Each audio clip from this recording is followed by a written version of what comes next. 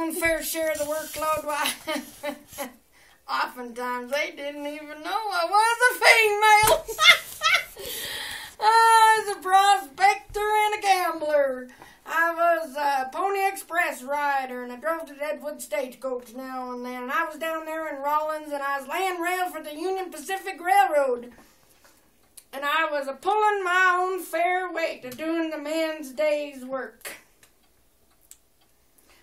Why, I had me a 3-team hitch of 6 iron mules pulling a freight wagon, and I'd drop down there into Fort Collins, Colorado country, and I'd load my wagon up full of store goods. And I'd drive those mules up over the peaks east of Laramie, drop down into Cheyenne, Wyoming, hit the Cheyenne-Deadwood Trail, and drive those iron critters all the way up to Deadwood, South Dakota. Sell them stores my goods. Those mules be iron critters. I'd scream obscenities at them until the air turned blue. Quite seldom you could hear me coming, long before you could see me coming. But even though those mules have big old ears perching up on the tops of their heads, there were times they appeared hard of hearing. And that is when I'd take out my big old bullwhip, and I could flick a fly off the lead mule's ear with a big old cur-pot that told those mules my patience had worn thin, and they'd always go a-trotting on down the trail.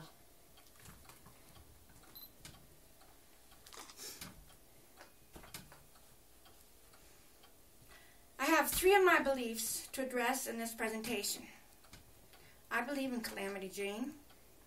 I believe I am an American. And third, the American myth flows through my veins and is embodied in my soul. I will address these 3 beliefs in opposite order. First, the American myth has been ingrained in me from the first day of school in Meeteetse, Wyoming in 1956. Every school day morning, I stood by my desk with my hand over my heart, and while looking at the flag of the United States that hovered above the classroom, I recited the pledge. And so the seed was sown in my belief that I am an American. A childlike sense of loyalty to this pledge sprouted and flourished from the seed planted in me. It was nourished by a growing and innocent patriotism. It was a passion not for the government, but a pledge to a heartfelt devotion to the American idea.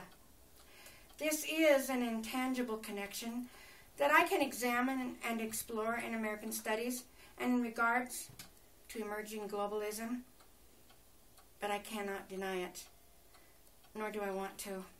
In my spirit and in my soul, I am what that young girl in Meeteetse pledged to. I am an American. Oh, say does that star-spangled banner yet wave o'er the land of the free and the home of the brave. Well, can a person be a patriot and not support their government? I say yes. Patriotism is love for a country's ideals, not love for its government. I would like to bring to mind the words that are contained in the introduction of the Declaration of Independence. When in the course of human events it becomes necessary for one people to dissolve the political bands that have connected them with another, and to assume the powers of the earth, the separate and equal station to which the laws of nature and of nature's God entitle them.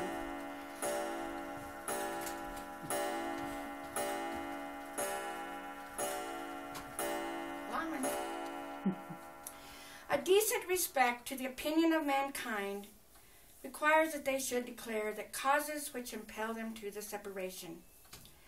We hold these truths to be self-evident, that all men are created equal, that they are endowed by the Creator with certain unalienable rights, that among these are life, liberty, and the pursuit of happiness. When it comes right down to it, the world is made up of people. People around the world are represented by governments. But I ask, are they really? Yes, I am legally a citizen of the United States, but claiming to be an American holds a different meaning to me than my citizenship does. It is a belief in the ideas that serve as a foundation in the beginning of this country's birth. Through the course of this seminar, I have made American studies my own. I believe the core of the study of America is to undergo a process of self-examination and a recollection of my ancestors' experiences. Containment of these experiences constitute what it means to be an American. This personal view of American studies needs to be shared in a studied and professional fashion. This is for two reasons. First, so people themselves can identify or connect with their own Americanism. And secondly, so people of the world can understand Americanism beyond McDonald's and imperialism. In September 1776, General George Washington asked for volunteers among his army to spy on the British forces that were taking over New York City.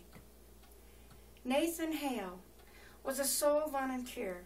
If he got caught, the act of spying was immediately punishable by death. He was captured, and on September 22nd, 1776, at the age of 21, he was hung by his captors. His body was never found.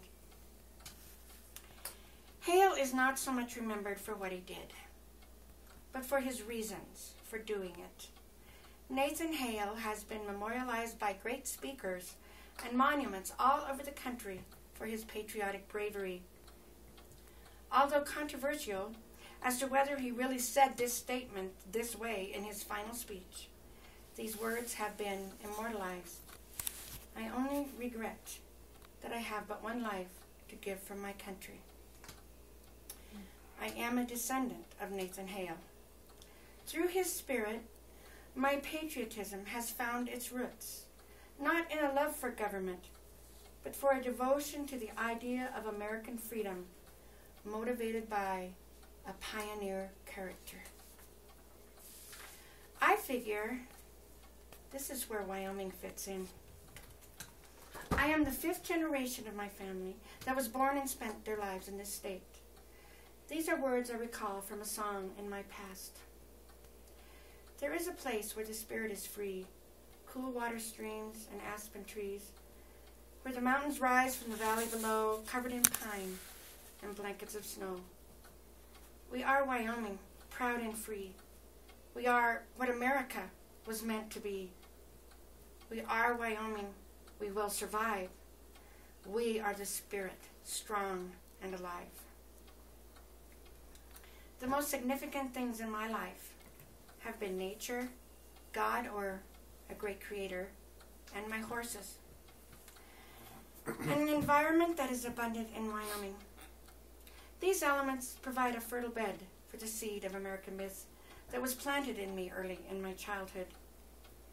I have never dreamt of becoming a political figure, but I knew in my heart I would make a stand to protect my individual freedom and to strive for my own achievements. I am an American from Wyoming. Woodrow Wilson once said, "America lives in the heart of every man, everywhere, who wishes to find a region where he will be free to work out his destiny as he chooses." So far, I have presented individuality and patriotism in the form of devotion to the American myth as elements that constitute my belief in America. Now I will address the third item I mentioned at the beginning of this presentation. I believe in Calamity Jane. This is, of course, a legendary sobriquet for a person who really existed, a woman who was a sister of my great-great-grandmother. I was a teenager in Meeteetse when my grandmother told me I was related to Calamity Jane and gave me a newspaper copy of the family story that was printed in Basin, Wyoming in 1943. I can remember galloping my horse bareback across the sagebrush-covered prairie, racing the antelope, jumping the brush and the gulches as fast as he could go, wondering if Calamity Jane might be in there in spirit, for it was a heck of a ride. She died in 1903 at the age of 51 and is buried in Deadwood, South Dakota, next to Wild Bill Hickok, as some say she wished. is said before she died, she uttered these words: "I die a lonely person. I take my secrets with me to the grave." In 1990, almost a century after her death, a descendant appeared in an emerging Western historic site in Laramie, Wyoming.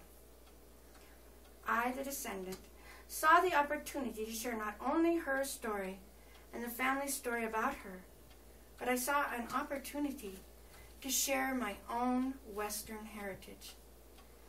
My fashion of portrayal of Calamity Jane as a Wyoming Territorial Park lasted for over a decade and all over the United States with the Great American Wild West show for 3 years in the 1990s. I revived Calamity Jane. A century later, she was back in the public eye.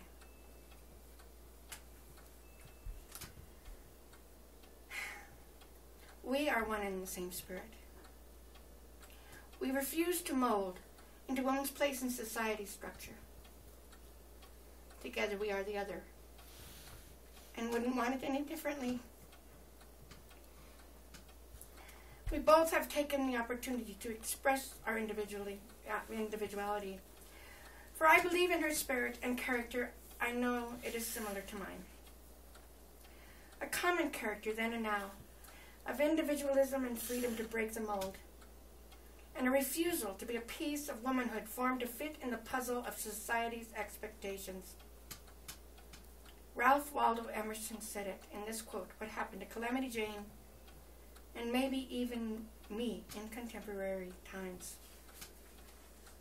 For nonconformity, the world whips you with its displeasure." Believing in individuality and freedom feeds my spirit.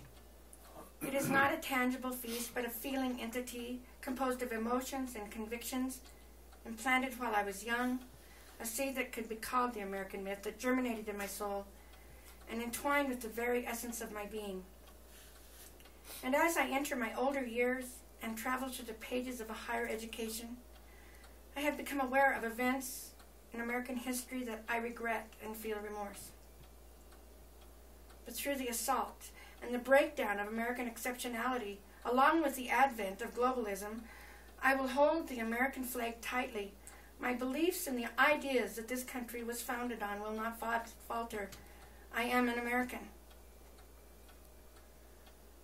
It may be possible, I do not refer to the theorists and American studies scholars we have read and studied in this seminar sufficiently in this presentation. I've been told that taking things out of context without understanding the author's purpose is not correct. I have a manner of taking the material and formulating it to fit my needs. A deeper study, then, in regards to all the expansive material we have perused in these 3 months is required to gain a greater understanding of where they are coming from.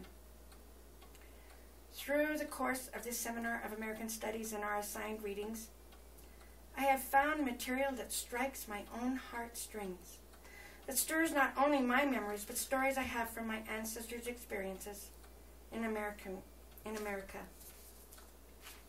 To me, that is my position in American Studies, to examine self-experience and to recall my ancestral history in this country and continue to paint a picture of what I think it means to be an American because of this. In my ancestral past, I have found a meaningful connection with their patriotic and individualistic character that continues through me. A generational Americanism represented by Nathan Hale in the 18th century, Martha Jane Canary in the 19th century, and me in the 20th century. Even though I may not gain their immortality, I have nibbled at fame, and I am currently stirring my inherited ideas of what being an American means to me. Over the course of my master's quest, my goal is to understand and communicate what I mean when I say I am an American in a more scholarly founded and professional fashion. But I hope that as long as I proclaim it, I will feel that patriotic connection and conviction that I hold and cherish deep inside. In regards to generational Americanism, Who knows who will be the next character that will carry on the ancestral cause in the 21st century. I will close with what should be an important element, evident and applied to any study. Emerson says it best: the only gift is a portion of thyself.